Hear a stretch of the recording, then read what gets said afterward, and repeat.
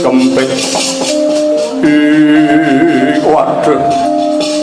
canggah gunggir kabeh katelune pinikut mungsuh dilebokke marang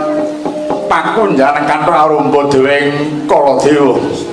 tuwek keklek anoman aku ora wegah nang dapur moe Kaladewa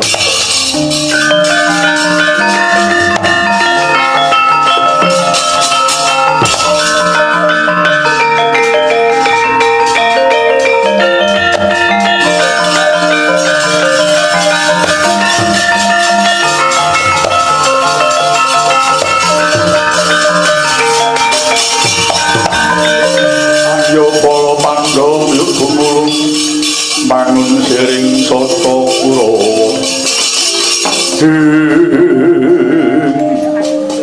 ana kethek duwek magut palagan sapa iki aku begawan Anoman sapa ing Kendhali Sada kowe sapa Prabu Kaladewa njaluk canggah sing kok kunjara ing kanthong arumba enak temen kowe waton njaluk kasempatan sawate saka langkahi panggening Kaladewa wani karo aku ora noleh gitok Anoman wis tuwek keklek kali jengkang iku kan sumbar gaglak limpamu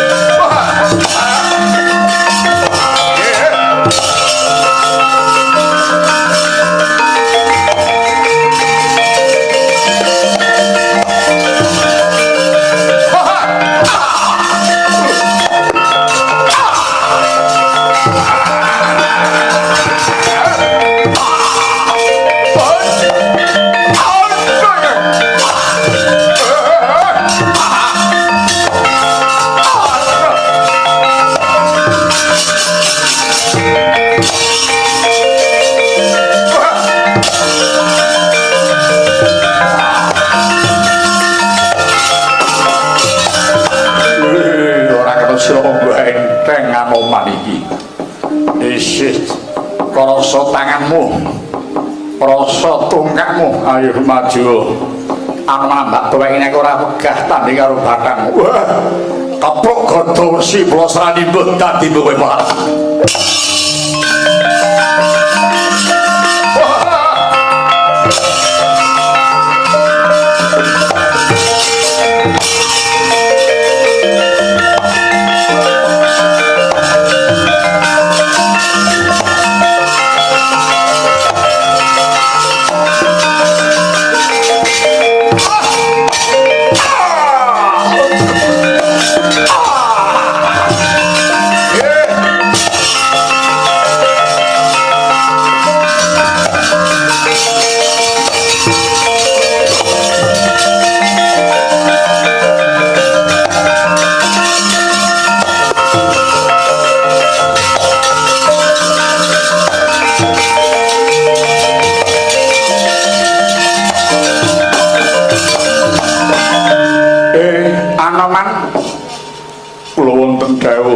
Kiai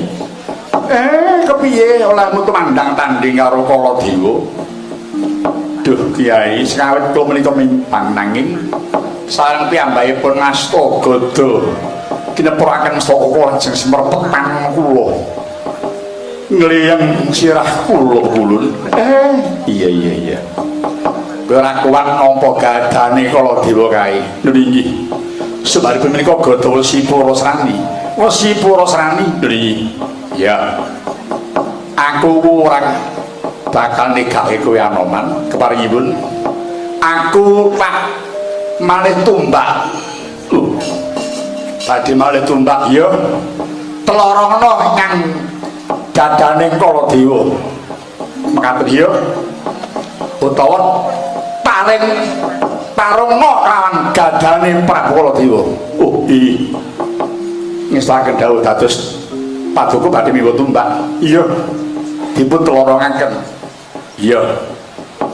nuwun sewu menapa tasih landhep piye menapa tasih ampuh tasih landhep kowe kok ngenyek karo Semar ya tak wis tuwek elek ngene iki tok ina yen ora landhep tumbakku iya maido karo Semar nek kowe takon landhep apa ora aja takon aku takon mbokmu kan astene landhep apa ora guyon lho iki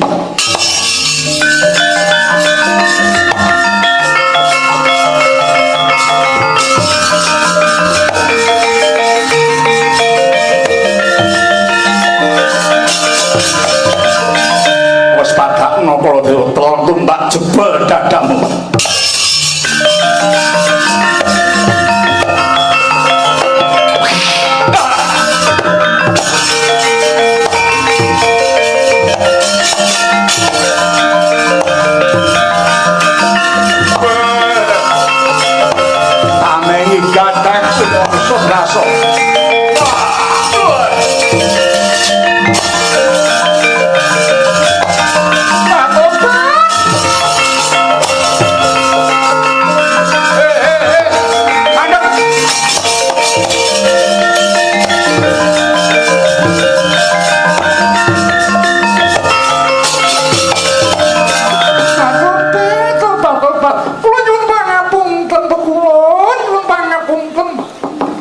pisan ora pindho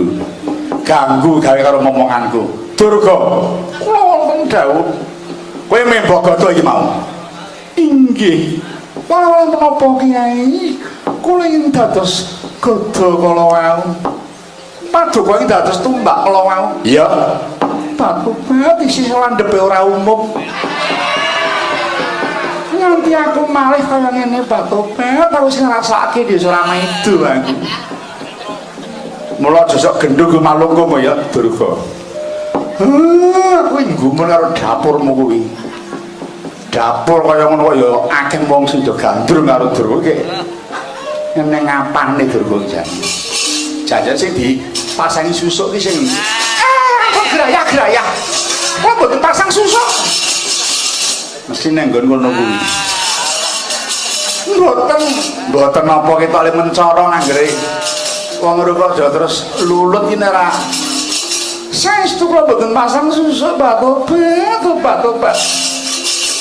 lah kowe kanthi mbelani karo Kaladewa nuni njlabetang kenglutipun tangisi kalian Bathara Kala nek ngono Bathara Kala butane kae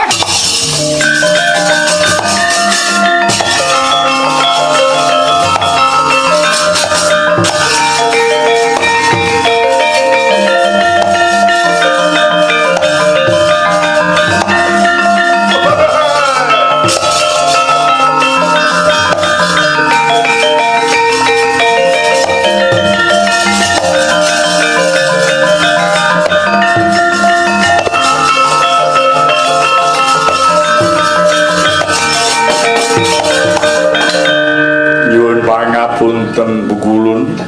kula ingkang membo yaksa aratu kala wau pun Kaladewa kowe wani-wani ganggu gawe marang ratu mamenang kowe ya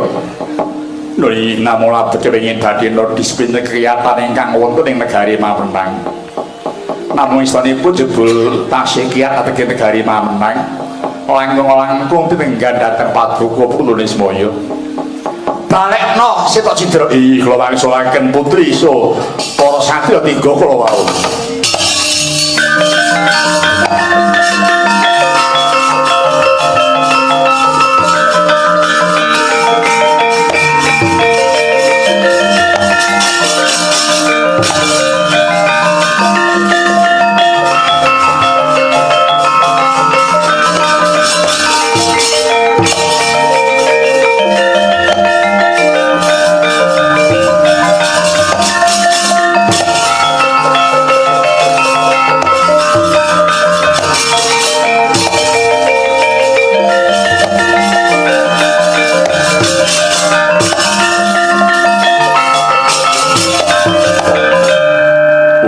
Wismaya piye sampun kodhake saking kantong arumba putri tigan pajaring Prabu Jayabaya saha menika para satrika ing sampun kabur. Iya banget nrimaku Bathara Kala. Gandeng sampun tuntas dayanipun para kuwi pamit wangsul dhateng kayuwangan kula. Iya nek bala aja ijen balamu jan kabeh Bathara Kala ngestakaken dawuh.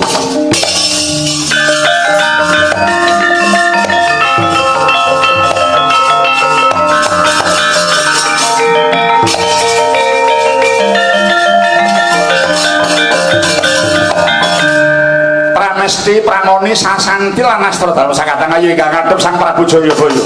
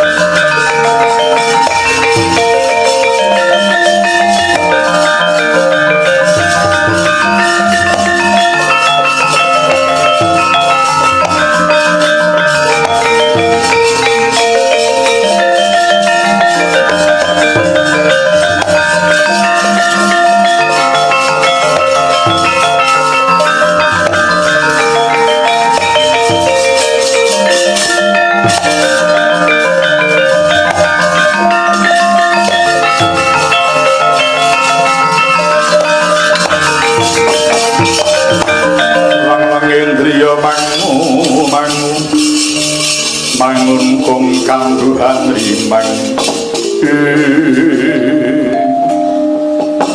menika Kakang Prabu ing samparawuh ing mamenang Yayi Prabu Ninggi pun Kakang mungko dhateng lampipun kang putra tiga ing sabiyantu dhateng Yayi Prabu Jayabaya Ninggi ing mangin nembe magut ing palagan mugi ungguling jurit kang putra Prabu Gusti ngijabahi Yayi sampun dados patembaya kula sini saking ngebat wangsul putra kula ketiga putri kala wau badhe kula jatuh kramakaken mugi-mugi angsal damel kang putra sedaya Yayi.